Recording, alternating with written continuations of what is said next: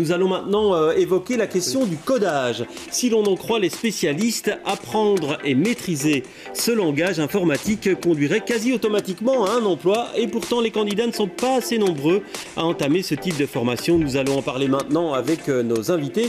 Cédric Swalens, bonsoir, vous êtes un des responsables de l'association B-Code. Pourquoi ça n'intéresse pas les jeunes de se former en codage? Ils ont beaucoup d'a priori sur cette formation? Oui, c'est ça. Il y a beaucoup d'imagerie par rapport à ce que c'est le code. Ça a l'air d'être très barbant. On a beaucoup d'images par rapport à des informaticiens. Ouais, on va voir des images du codage. Ça a l'air d'être un langage. Pour certains, ce sera du petit chinois. C'est effectivement, ça paraît très étranger, alors qu'en fait, c'est quelque chose de très facile d'appréhension. Une fois qu'on a les bons codes, une fois qu'on a la bonne méthode pour apprendre, et surtout, on essaie de combattre les clichés qu'il y a par rapport à l'informatique. Donc, on ne veut pas s'adresser uniquement à des gens qui sont socialement aisés, qui sont masculins souvent, qui sont jeunes. On essaye vraiment d'ouvrir ça à un maximum de publics qui sont trop peu représentés en informatique. Vous voyez, donc pas beaucoup de candidats et encore moins de femmes. Lubna Asgoud, bonsoir. Vous êtes coordinatrice du Women Code Festival. Donc c'est une semaine dédiée au code au féminin. Les femmes, c'est quoi? C'est parce que c'est un métier technologique et que généralement, ils sont plutôt boudés par la gente féminine? Alors, juste pour vous reprendre, je suis coordinatrice de Women in Tech Brussels, qui est la plateforme... Mais ne perdez pas trop de temps à me reprendre. Non, mais c'est important. C'est important. Donc, c'est la plateforme de l'entrepreneuriat tech bruxelloise pour les femmes. Ouais. Alors, on a plus de 17 partenaires, dont B-Code. Et donc, on a décidé de faire une action positive pour les femmes pendant la Code Week européenne, qui est le Women Code Festival. Ouais, et pour répondre à ma question, pourquoi ça n'intéresse pas les femmes, ce type de formation? Je ne pense pas que ça n'intéresse pas les femmes, c'est qu'aujourd'hui, il y a encore pas mal de préjugés et de stéréotypes véhiculés par la société où l'image du code et de l'informatique et des nouvelles technologies est encore une image très forte d'un homme. On parle beaucoup de Mark Zuckerberg, de Steve Jobs, et on n'a pas de rôle modèle féminin, et les rôles modèles, c'est très important pour les femmes, pour pouvoir se projeter, pour les femmes ou même pour les jeunes.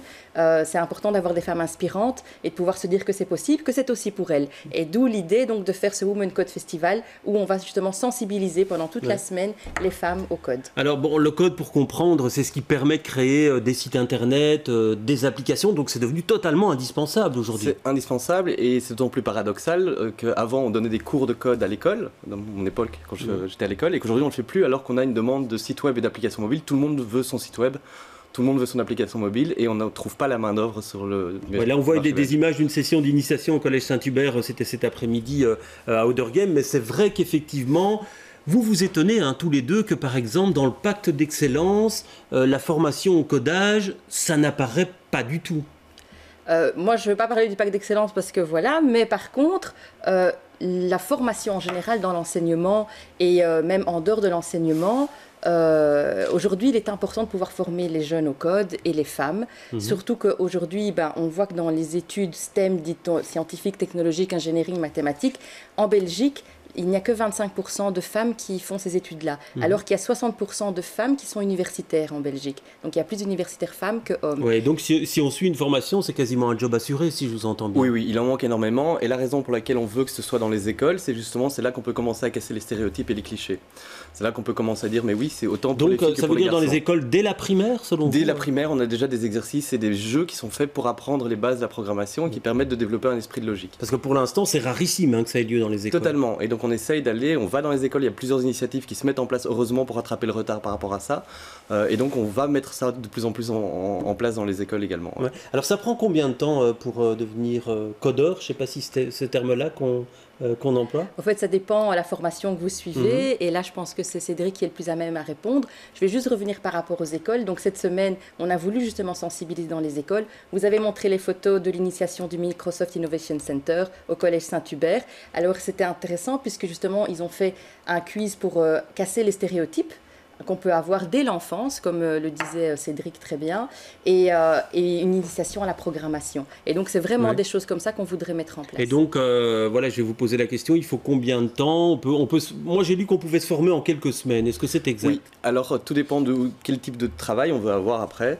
Mais on a des initiations qui vont de 9 semaines, comme le Wagon qui existe. Nous, on fait 6 mois, il y en a qui durent 3 ans.